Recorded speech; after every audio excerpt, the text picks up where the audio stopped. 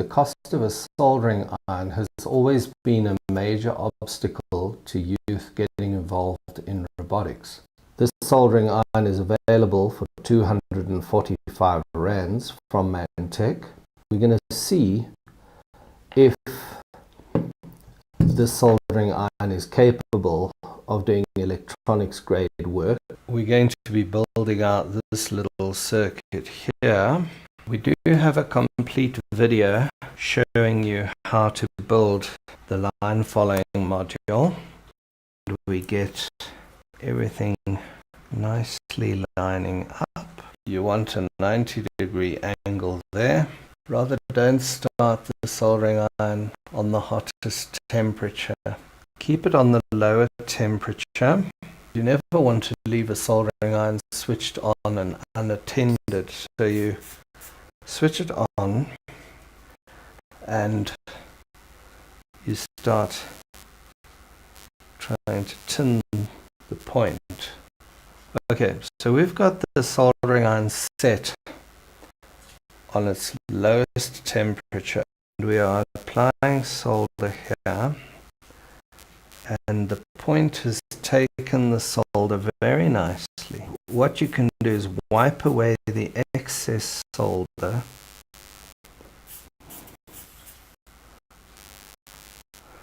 So far this is looking pretty good.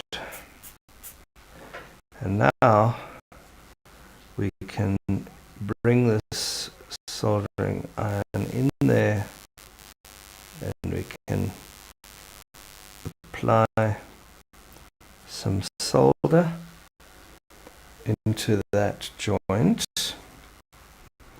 Check that nothing has shifted, moved around, and pin the other side over there. It does say degrees Celsius, but I'm not too sure if that is a genuine read back from the tip thermometer dial, or if it's just hotter and colder on the heating element. We'll investigate this iron a little bit later on, but I'm quite pleased with the results so far. And I want to go in with a close-up camera.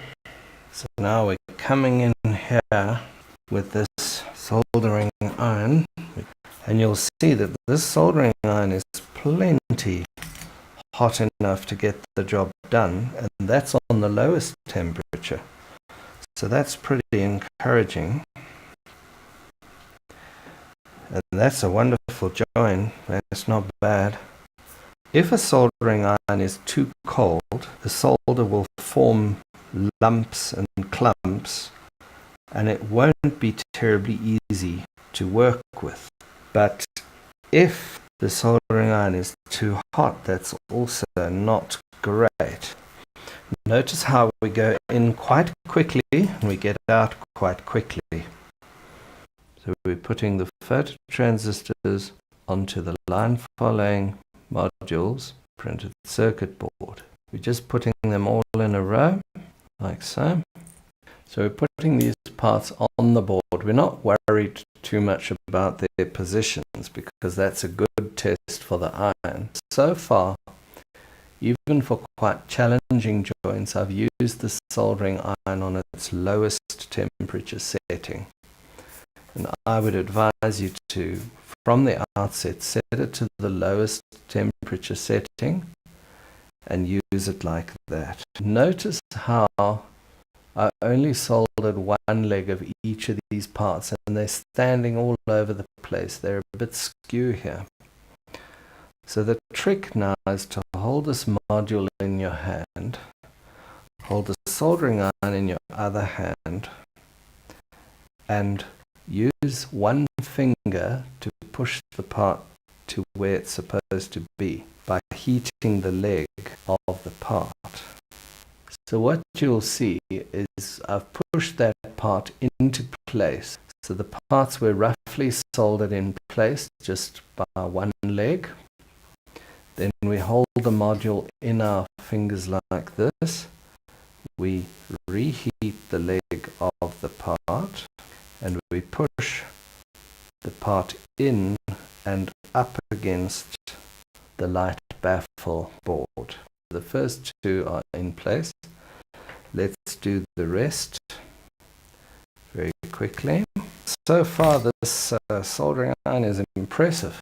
I'm just going to trim the legs of these parts away so it's not getting in our way while we finishing off the soldering job. The thing about soldering, folks, is it's a practical type of an activity. It's not something you read books about. You actually get a soldering iron, get some electronic stuff, and just get on with doing the soldering yourself. And the more soldering you do, the better it will get. So you can see this soldering iron is quite capable of getting in quickly, soldering the joint and getting out again. Having started soldering back in 1979, I'm actually very satisfied that this iron is worth every single cent of 245 Rand. If you go to their website, look up this number in the search field. Maybe the price that reflects on the website is a little bit higher, but if you email Nanda, he promised that the soldering iron would be made available to my students at 245 Rand, including VAT. One final test for me of an entry-level soldering iron would be to heat up a joint, maybe a bigger joint like that joint there. So with a big joint like that that goes through the board to the other side, if you want to remove parts, you need a pretty hot iron. I'm going to go up to maximum temperature and then just back a little bit to 400. I wouldn't advise running this iron in what I would call hot mode like that unless you have a very special reason to, like you want to remove a big part from a solder pad. But you'll see it's gone very, very hot. It's boiling the solder and the flux there. Why would you need a really hot soldering iron? Usually if you're doing repair work and you need to remove a big part that's soldered directly onto the circuit board, you need to get in there with a lot of heat, loosen up the part, get the part out and get out there before you destroy the printed circuit board. Don't leave soldering irons on all the time or overnight, because you'll come back and find that the tip is gone, and then you've got to try and re-tin the tip, but you might end up with pitting on the tip, which is not great. Make sure the soldering iron is unplugged from the main supply, because you can get a shock. You can undo here and remove these parts. This is quite nice because that is a standard tip. These are quite common and quite easy to obtain replacement tips. Undo this part here. Take your fingernail and you catch your fingernail under that part. It comes off relatively easy. Remove the circuit. Probably a little bit of a pull there and a bit of a push here, and be careful. This is the inside of the iron, pretty solid. This circuit that you're looking at is a mains dimmer circuit. What differentiates this iron from the iron that we reviewed previously, you've got a trimmer pot over there, and then you've got the main temperature adjustment over here. The circuitry over here is actually a mains dimmer circuit. Similar to in your dining room, you may have a switch on the wall with a dial, and you can turn down the brightness of the lamp. Most important to note, coming out of the heating element over here, you only have two wires. There's a wire there. If you turn it over, there's a wire there. Those wires are to the heating element. If you had four wires coming out, two wires coming out here, two wires coming out here, that would mean that you've got a temperature reading device, probably a K-type thermistor, inside of the ceramic heating element. But this entry-level affordable soldering iron doesn't actually have that feature.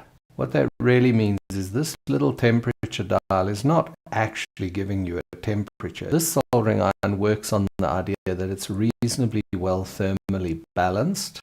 If you turn the temperature right down on this iron, don't operate it without the cover, you'll get a horrible electric shock which could be potentially lethal.